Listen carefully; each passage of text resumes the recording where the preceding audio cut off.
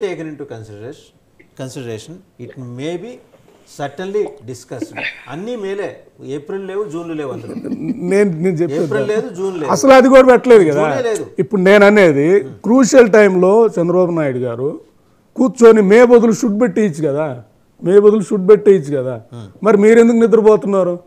So విభజనకేమో సంతకం పెట్టేసావు, మళ్ళీ ఢిల్లీలో వెళ్ళి రెండు కళ్ళు సిద్ధాంతం అనేది ఏంటి నాకు అర్థం కాదు.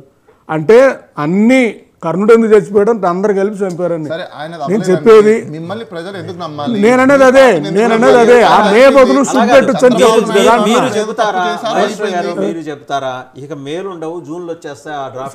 నువ్వు యాజ్ ఏ డిస్కషన్ వచ్చి అసెంబ్లీలో కానీ పార్లమెంట్ లో వచ్చి ఉంటే అయ్యా ఇది మే కాదు షుడ్ పెట్టండి అనేవాళ్ళు.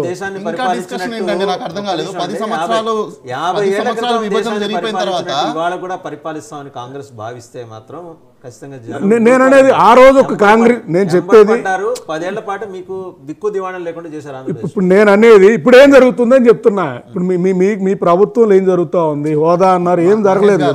స్ట్రైట్ గా వాసుదేవన్ గారు అడిగింది ఏంటంటే మిమ్మల్ని ప్రజలు ఎందుకు నమ్మాలి? నేను అదే చెప్పేది. మీరు దరిద్రంగా ఉన్నారు కాబట్టి మీరందరూ మీరు ఇందాకన్నారు మీరు 2014 ఎలా నమ్మాలి? మీ పార్టీలోనే చాలా మంది విభేదించి పార్టీ నువ్వు ఇంటర్నల్ పాలిటిక్స్ మాట్లాడుతున్నావు, నేను జాతీయ పాలిటిక్స్ ఇంటర్నల్ పాలిటిక్స్ జాతీయ పాలిటిక్స్ గురించి మాట్లాడు. బయట ఒక్కర్లేదండి, ఆంధ్రప్రదేశ్ లో ఏం జరుగుతుంది అదే కావాలి. మీ దగ్గర మీకు చిత్తశుద్ధి లేదు. నేను అదే కదా అట్లీస్ట్ మా పార్టీలో ఆ స్వేచ్ఛ ఉంది, మాట్లాడే స్వేచ్ఛ ఉంది. మీ ప్రైవేట్ లిమిటెడ్ లో లేవు కదా, రెండు ప్రైవేట్ లిమిటెడ్ లో. ఇది నేను చెప్పాలి. మీరు మాట్లాడారు, మీరు అంత జేడు చెప్పారు. మీ నాయకుడు రాహుల్ గాంధీ చెప్పారు, ప్రియాంక గాంధీ చెప్పారు, ప్రత్యేక హోదా అన్నారు, స్టీల్ ప్లాంట్ అయినా కూడా జనం ఎందుకు మిమ్మల్ని మీకు ఓటు చేయలేదు? సో ఇక్కడ సార్ రాజకీయం వేరు, విధానాలు ఇందాక అన్నట్టు ఇప్పుడు జరుగుతూ ఉంది కన్సల్టెంట్స్ రాజకీయాలు. ఇంకా చెప్పాలంటే మాఫియా పరిపాలిస్తూ ఉంది రాష్ట్రాన్ని కానీ దేశాన్ని కానీ. మాఫియాని ఎదుర్కోవడం అనేది అంత ఈజీ కూడా కాదు. మీ అందరికి కూడా అర్థం కావాల్సింది మనీ పాలిటిక్స్ మెయిన్. ఎందుకంటే ఎలక్షన్ ముందు మా అకౌంట్స్ అన్ని ఫ్రీజ్ చేశారు, మాకు మనీ ఇచ్చే వాళ్ళని భయపెట్టారు. ఇవన్నీ కూడా మీరు చూసిన పరిస్థితి ఉన్నాయి. ప్రతి దిక్కు కూడా 1% ఓట్లు అంటే 2000-3000 ఓట్లతో అరౌండ్ 40 to 50 సీట్స్ పోయిన పరిస్థితి ఉన్నాయి. రియల్గా చెప్పాలంటే 24లో కరెక్ట్గా ఫెయిర్ ఎలక్షన్ జరిగి ఉంటే కాంగ్రెస్ కేంద్రంలో అధికారంలోకి వచ్చి ఉండదు. అందరికీ తెలిసింది కూడా. 40 to 50 సీట్స్ ఎక్కడ పోయినాయి?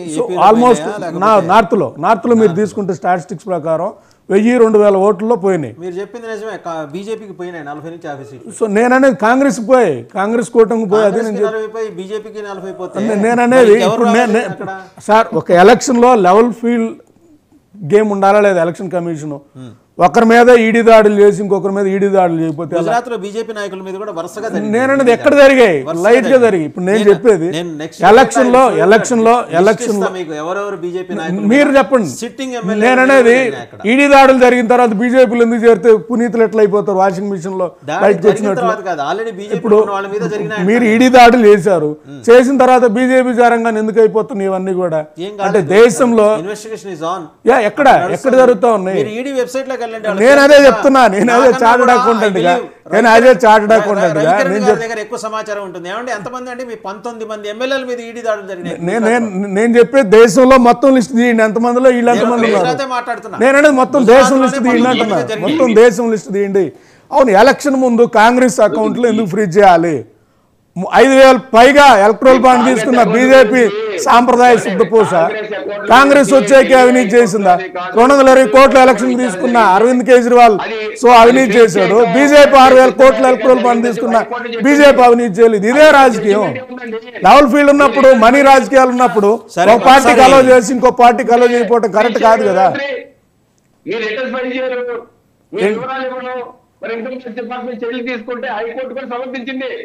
ఏమని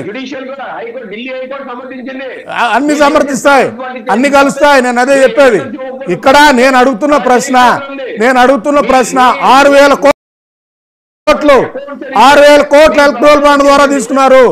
ఎలక్ట్రల్ బాండ్ అంటే అవినీతి. అది చేస్తా నువ్వు నాకు ఎలక్ట్రల్ బాండ్ ఇవ్వని ఇప్పుడు అది చెప్పాలంటే దాని మీద ఇన్వెస్టిగేషన్ ఎందుకు చేయట్లేదు? ఈడీ ఎందుకు చేయట్లేదు? హిండెన్బర్గ్ రిపోర్ట్ తాలూకు అన్ని నిధులు ఇచ్చినా లేదంత రిపోర్ట్ ఇచ్చినా ఎందుకు రెస్పాండ్ అవ్వట్లేదు? ఇవన్నీ చెప్పేవాళ్ళు చెప్తా ఉంటారు, వినేవాళ్ళు వింటా ఉంటారు. కానీ జనాలు గొర్రెలు అయితే మీరు చెప్తానే ఉంటారు అన్ని కూడా. మమ్మల్ని మాట్లాడినివ్వండి మాట్లాడినివ్వండి. రైట్, ఓకే రవికిరణ్ గారు మళ్ళీ వస్తాం మీ దగ్గరికి. రవికిరణ్ గారు మళ్ళీ వస్తాం ఒకసారి. వైసీపీ నాయకురాలు సుజాత గారి దగ్గరికి వెళ్దాం. సుజాత గారు, అసలు సబ్జెక్ట్ అంతా మీ చుట్టూనే తిరుగుతూ ఉంది. మీరు చాలా అసహ్యకరమైన రాజకీయం నిన్న చేశారు. అండ్ రెండోది, ఈ సబ్ కలెక్టర్ ఆఫీసులో ఫైళ్ళు దగ్ధం మీ హస్తం ఉంది. వాట్ నాట్ రాష్ట్రంలో జరుగుతున్న హత్యలు అరాచకాలు మీరే వచ్చి నెల రోజుల్లో 40 మంది ఎంతమంది 36 మంది హత్యకు గురయ్యారంటారు. పోలీస్ అధికారుల సంఘం నిన్న దానికి సంబంధించి వివరణ ఇచ్చింది. ఎంపీ గారు చేసిన ప్రస్తావన, పార్లమెంట్లో మీ ఎంపీ గారు మిథున్ రెడ్డి గారు చేసిన ప్రస్తావన